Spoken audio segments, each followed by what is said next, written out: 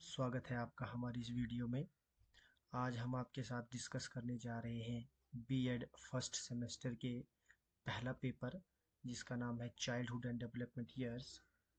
ये पेपर जो है टोटल 80 नंबर का रहेगा, जिसका टाइम ड्यूरेशन रहेगा 3 घंटे। और इसमें आपसे जो है 5 सेक्शन पूछे जाएंगे।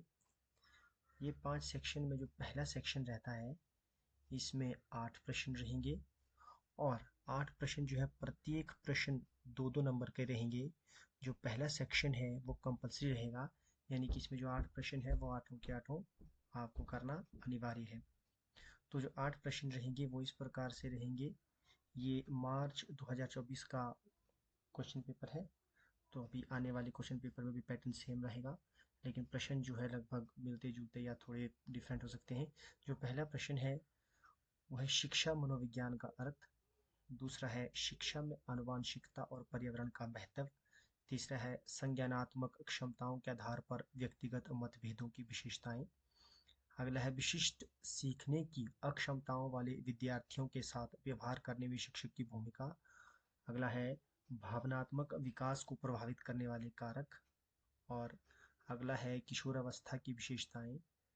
अगला है संज्ञानात्मक विकास का संवेदी मोटर चरण। और अगला है कुसमायोजन के लक्षण।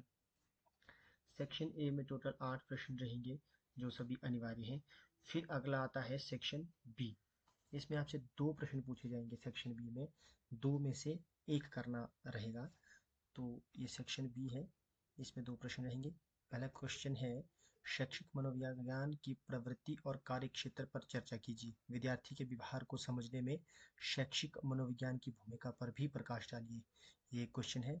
अगला है प्रासंगिक उदाहरणों सहित वृद्धि, परिपक्वता और विकास के बीच अंतर कीजिए।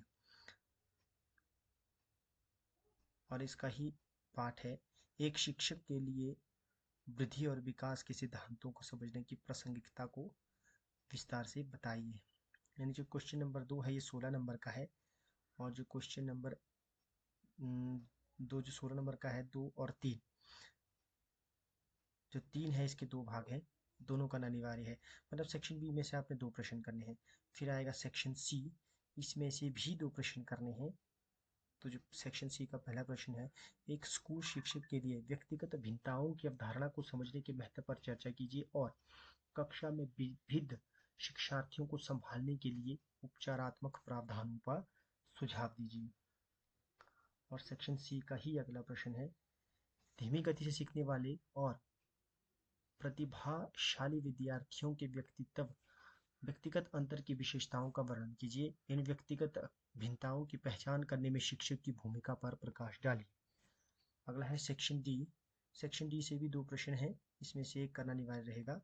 बचपन और किशोरावस्था के दौरान सामाजिक विकास के अर्थ, विशेषताओं और चरणों की व्याख्या कीजिए। सेक्शन डी का ही अगला प्रश्न है बचपन और किशोरावस्था के दौरान नैतिक विकास के बीच प्रमुख अंतरों की उनकी विशेषताओं सहित चर्चा कीजिए। सेक्शन ई आएगा, जो अंतिम सेक्शन है, इसमें भी 2 प्रश्न हैं, इसमें से एक करना अनिवार्य है। पहला प्रश्न है पियाजे के संज्ञानात्मक विकास के सिद्धांत की व्याख्या कीजिए।